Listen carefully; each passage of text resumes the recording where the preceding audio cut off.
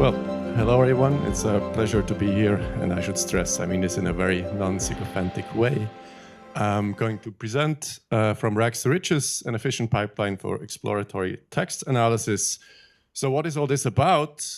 In the big picture, some of us social science researchers, we're really interested, we have these large amounts of text available and we want to kind of make sense of them, kind of extract some insights from these large corpora. However, it's not always clear that a single document by document approach is really the best way of doing things, like the way we kind of used to, we have one document, we label it, we extract some kind of well-defined features, we move on to the rest. So what can we do instead? What I suggest here is we can leverage a procedure called Retrieval-Augmented Generation. Some of you are familiar with it. For the rest, I'll give a quick tour. And we can use this tool to also gain insight in a very fast and efficient way. Just one kind of motivating case here. One large body of text is, like what corporations tell us or want to tell us, or kind of the picture they want to provide us. Here, this is the number of corporations in the S&P 500, so largest listed firms that refer to diversity, equity, inclusion in their official filings toward the SEC. And we can see here there's been a pronounced structural shift kind of toward DEI and then away from DEI. And we kind of may be interested in first identifying these shifts and then understanding, what has been the nature and drilling a bit deeper into these things. Now, what is the fundamental challenge here? I also already alluded to it. The fundamental challenge is how can we reliably extract such information at scale?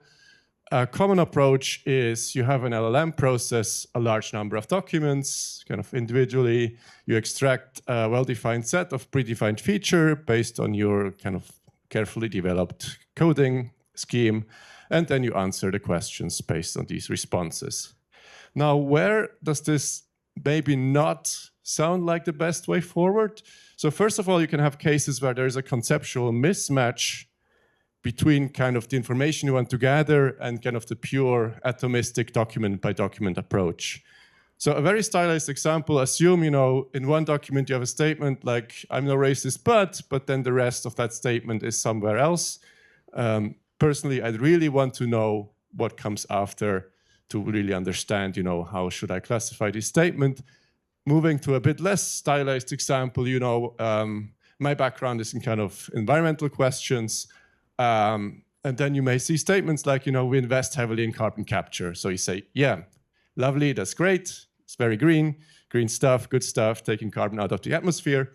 But then, as you look toward other parts of that source, you may say, oh yeah, we can use this carbon capture for enhanced oil recovery. So we're pumping down to extract even more fossil fuels. So I may think, okay, maybe not that great, maybe not that green, or at least some shade of brown if I had to give it a color. Now, the second problem is, you have a lot of text, as I alluded to in some cases, and most of that is pretty irrelevant to the question at hand. So if you look at, the SEC filings, they're not primarily used by corporations to talk about diversity, so a large part of it will just be irrelevant. And passing it on to an LLM in its entirety will just incur a lot of token costs, which brings me to the last point here I want to stress. So what can we do instead? What I suggest is we build on a procedure called Retrieval-Augmented Generation. That's not something I came up with. It's well established, mostly in the use of, having a chatbot or having a system kind of ground its responses based on some proprietary context or some context that you really want to the model to pay attention to. Could be, like a corporate internal policy on reimbursing holiday expenses, for example. These things are notoriously difficult. Nobody reads through them, so they come up with tools to ease that. You have plenty of other applications for these as well. Like, you can incorporate more recent knowledge for models that have been trained and have a certain training cutoff that is too far in the past. But crucially for us as social science researchers, we may also want to use this explicit setup to explore kind of, how, assuming I vary the contexts of reference, I vary my text corpus or subsection of text corpus of interest, and I ask the same question, can I kind of compare responses and extract some insights from that in this way? Now, a bit more graphically, what do I suggest? And also kind of to provide an overview what pipeline architecture entails here. Can you see that? Can you see? Yes, you can see the mouse. So here I plotted an overview of how it looks like, assuming, I want to compare two main corpora of interest. You could say maybe, it's all the progressive lawmakers, all their statements on the floor versus conservative lawmakers, all their statement on the floor. And what do I do with them? So I first collect all the text, and then I segment it into different kind of sub-chunks of text based on some rules. Typically I just say, okay, about 1,000 characters. And then I embed these chunks and I store them in kind of an embedded vector database here. And then I have a question of interest, and I go back to this vector database and look at, which kind of parts of the text may be most relevant based on some metric, typically a similarity score, for example, and a very simple baseline. So which of these texts are most relevant? And I pass them on to a large language model to interpret along with the question I have here. And then the large language model will provide me a response. So for example, I could add like conservative lawmakers, is gun control generally a good idea? And I can look at, what have they previously said, and then the LLM may say, no, it's probably not that good of an idea. Same thing if I ask progressive lawmakers, I may get the response, okay, probably a cool idea. I basically talk through kind of how that works at the bottom already. And what is the basic rationale behind this approach? So basically, at the interpretation stage, like LLMs, part of their core functionality is they're pretty good at summarizing information. And by storing a large amount of potential like textual information that can be accessed, crucially, that also well exceeds the standard context window of these models, I can potentially access a very large and very rich set of information to kind of enrich this context in that way. And then finally, it is highly scalable because I only need kind of to extract a relevant subset of context. There's no need for me to continuously pass, half of Wikipedia onto the model if I try to understand what's going on for a very particular question. Now, talking a bit more about the cost aspect of things, I mean, most of you know it's fairly expensive to run tokens, especially if you're interested in kind of the more flagship models.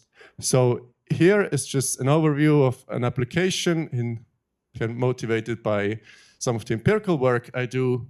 So assuming, I'm interested in the S&P 500 firms, how do they talk about, say, diversity or climate change? But I'm interested in, several different questions, let's say 10 different questions. And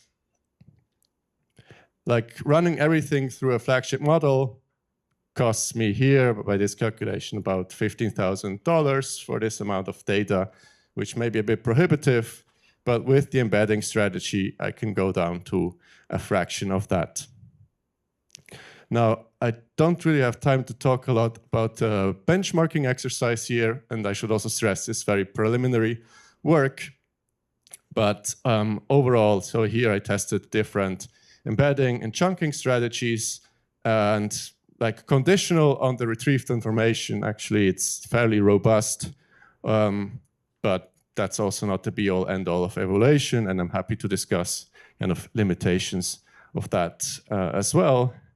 But kind of providing some example of how does that work at scale here. So I can run, the entirety of the collected press releases, about 500,000 documents, and ask a question and get kind of responses by firm year, so about 8,000 different responses in less than 30 minutes. And how does that work? Here, you can try it on your own. This is a very early version of kind of a visual user interface library where you come up with a CSV file of your text, for example, and then you can choose, where is your text variable located?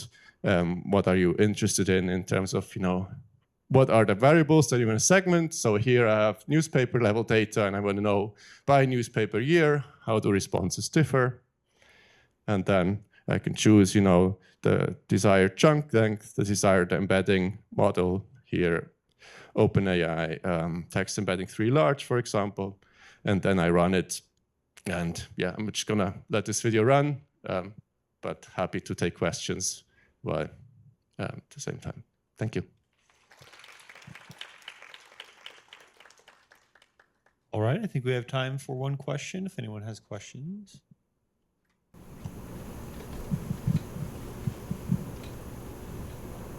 No one else. Have you compared RAG against a more standard retrieval, like a TF-IDF? I'm just curious how they differ.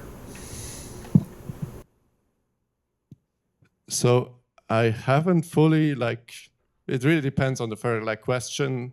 And I also intend to do some basic keyword-based retrieval, because I think depending on the application, you get decent mileage with those strategy. It's just less flexible. And the advantage of the embeddings is you can really access a high-dimensional semantic space with the restriction that, that kind of pre-computed embedding needs to have some information about the concept you're interested in. Otherwise, yeah, you're in trouble. Yeah. Ask one question.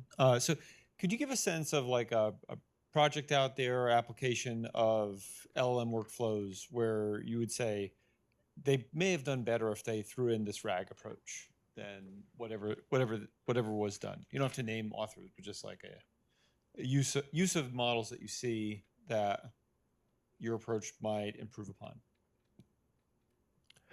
I think it's wherever you try, you tend to, I don't have a super specific case in mind, but essentially cases wherever you get distracted by little side statements, kind of if people say, we do this little tiny nice thing, but then overall the narrative is we do this super, basically not nice thing. But I think it's easier to kind of distill the main messages contained in there, and it's less distracted by kind of the additional fluff, so to speak. So I think in cases where, you're interested in the overall main signal and don't need to go into the nitty-gritty of all the kind of potentially distracting additional information, I think that's where this method could perform also very well.